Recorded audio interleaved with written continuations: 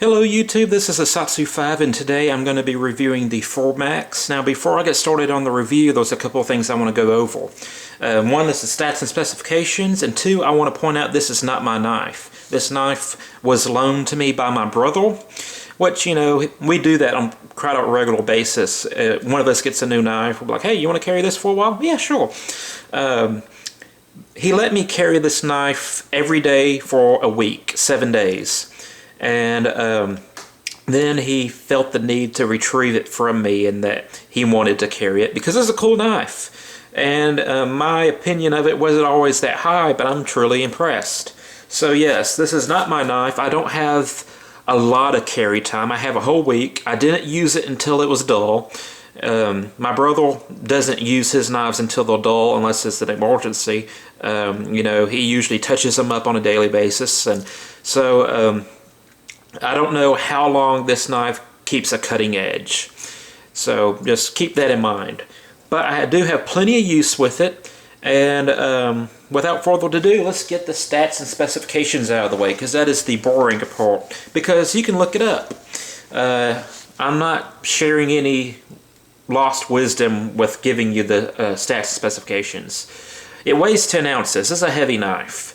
It's 4.5 millimeters thick. The blade length is 4 inches. The handle length is 6 inches. G10 handle scales, and an overall length is 6 inches. MSRP, well, the special projects price is $479. My brother, I think, got it for $379, and the suggested retail is $5.99. This is the most expensive knife my brother has ever bought, and in fact, he's yeah, this is the nicest knife he ever bought, and so he really likes carrying it. He loves it. Let me tell you something that I kind of first thought when I saw this knife in the catalog. Let me go ahead and open it, because that's what the talking point is about. I didn't like this knife when I saw it in the catalog. Was not interested in it. And I saw that the knife had a particular use. Not really particular use. It would be a useful knife. It would be a high performing blade for a certain task. But it's just not my blade style. It has a drop point. I tend to favor kind of a leafy blade shape. I like this. I like the Endura, the Norto. I like the Patata knife, the Endura. Did I already say Endura? The Pacific Salt. This is the blade shape I like for EDC task, because I do a lot of point-driven cuts. I'm using that much of the blade to open up mail, packages, boxes, which is a type of package, you know, using it as an X-Acto knife. This is the blade shape that I prefer. So this big-bellied drop point didn't do anything for me. And I will acknowledge that drop points have their place. There's many people who say that the drop point is the perfect whitetail hunting knife for skinning whitetail. I think Bob Lovelace said that. This wasn't doing anything for me until I held it in my hands. My brother bought it, and he was like, hey, hold it. And I was like, man, this is a comfortable knife in the hand. Wow, it's just so sharp. And it's a substantial knife. When you hold it, you feel like you're holding a substantial knife. It's heavy, it's smooth. It doesn't have the pill ply G10, which I'm starting to kind of hate. I don't hate it. It's just I prefer smoother handles to rougher. The pill ply G10 has its place, but I get bored with it, especially black pill ply G10. It's just not that cool for me. I'm growing away from it. This is polished G10. Kind of has a wood grain look to it, which polished G10 usually has. There it is. Look at that lock bar. That is thick. And the blade is 4.5 millimeters thick. Has a pretty big thumb stud on it. very smooth. Let's see, I'm going to hold my hand. No wrist action whatsoever. That knife comes open, flies open really good. It has a swedge that doesn't go all the way to the tip, which I think is a good look. But my brother let me borrow it, and I found that I was able to do a lot of the same things that I normally do. See, it just digs in. This is a pretty thick envelope. Let's see if I can do it with this receipt. Pops stuff open fairly well.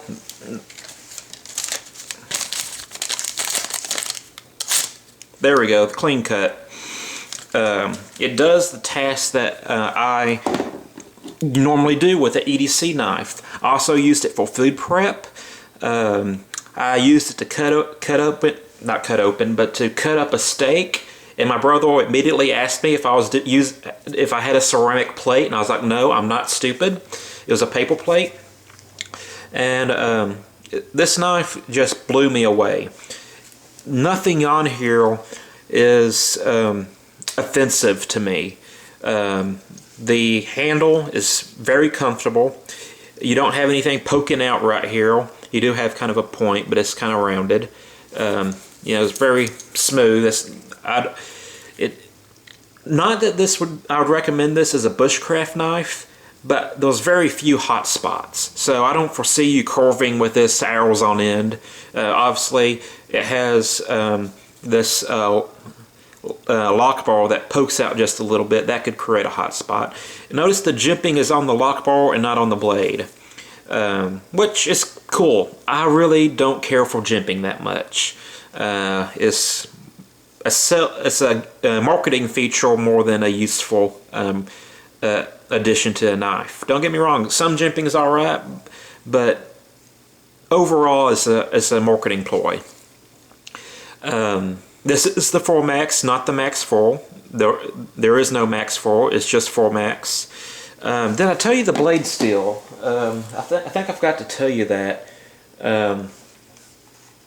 It is CPM 20 CV. I don't know much about the steel, and like I said, I only carried it for 7 days. I didn't use it until it was dull. I don't know how easy it is to sharpen.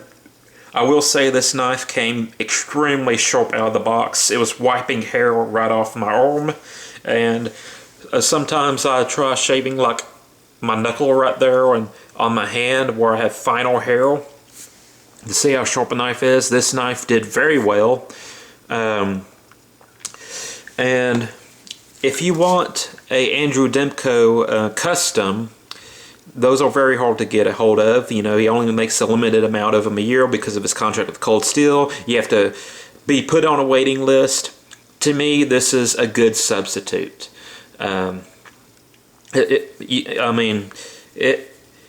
It's everything I would think a custom Demko would have, but it's a production knife. But it feels custom. It feels like it's a custom-made knife. It doesn't feel like a production knife.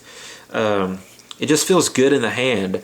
And since it's 10 ounces, not that you're going to be chopping down a tree with it, but it has some heft to it, and you can actually do some good snap cuts or some light chopping, like if you need to delimb a small tree or chop down a small tree. This will do it.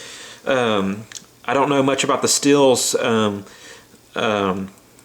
robustness, but just saying that with the weight of this and how sharp it is, this thing will bite deep with a snap cut. I have no doubt about that. I wouldn't necessarily carry this as a dedicated self-defense knife. This is, for me, the 4-inch blade length is the maximum length for a good EDC blade shape. My self-defense knife is usually a 5.5 inch. This is the Espada. This is my dress self-defense knife. If I want to carry a self-defense knife but look dressy while doing it, this is it. Also polished G10. Very smooth, comfortable, and all that. But I find that 5.5 inches, that extra 1.5 inches, makes the knife kind of cumbersome to use for EDC task. good for kind of outdoor light machete task, or good for self-defense, but not necessarily for EDC. It gets kind of awkward.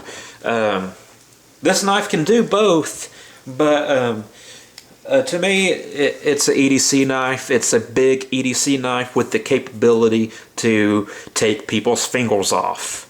A word of warning, if you're going to do the drop closure, you want to kind of put your finger up towards the tip, and then press the lock bar to drop it.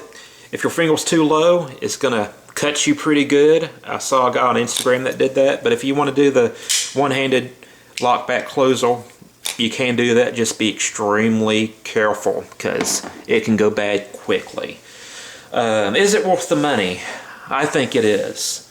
Take it from a guy who spent $1,500 on this knife, which is missing its diamond, which is irritating me. I've spent a lot of money on knives. I think this one is worth it, even more so than this one. If you know somebody with the skills to make you some custom handle scales that are exotic, well, not that you'll have ivory or mammoth tooth or anything, but like a good wood, like a burl wood, and you put that burl wood on this, it'll completely transform the knife, and people will think it is a custom. Other than that, I don't have a whole lot to say about the knife, other than it blew me away. And this is not a commercial. You can ask my brother. When I first saw this knife, I was like, I don't like it. It doesn't do anything for me. And after carrying it, I learned to appreciate the thin grind, just how it feels in the hand. It feels awesome. It feels. This is not a knife you want to backpack with because it's so heavy, but it feels like you have a good tool, not something. There's something about knives that are a little bit heavier than normal and a little bit lighter than normal that makes them feel like high quality products. If you get a knife that is made out of ceramic and carbon fiber and is extremely lightweight, you're like, oh man, this is so cool. This is like a light knife, and it's awesome. And then when you get a knife that is a little bit heavier than normal, you feel like, man, this is quality. In fact, when I was selling fireworks, my boss told me, when you sell fireworks to someone, pick a heavy firework that's kind of small and hand it to them. And people equate weight with quality. Oh, this firework has a lot more gunpowder than this one, which is not always true, but it's like, man, this is substantial. It feels good in the hand. So knives that are a little bit heavier than normal and knives that are a little bit lighter than normal tend to feel like high quality products. And there's a spider on here. It's not bothering me at the moment, so I guess I'll let it live. Yeah, it does have a lanyard hole right there, and it has a lanyard hole right there, which I don't think that's technically a lanyard hole. It is a hole. That's something to do with Andrew Demko's construction process. But yes, this is an awesome knife. And just think, if you were to stab that much into something, that's a pretty big wound channel.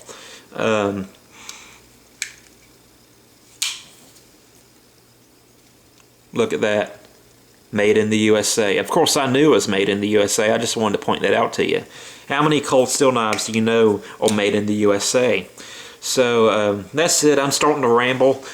Since you were so kind to sit through my rambling, I'm going to give you a couple sneak peeks of knives that I'm going to be testing.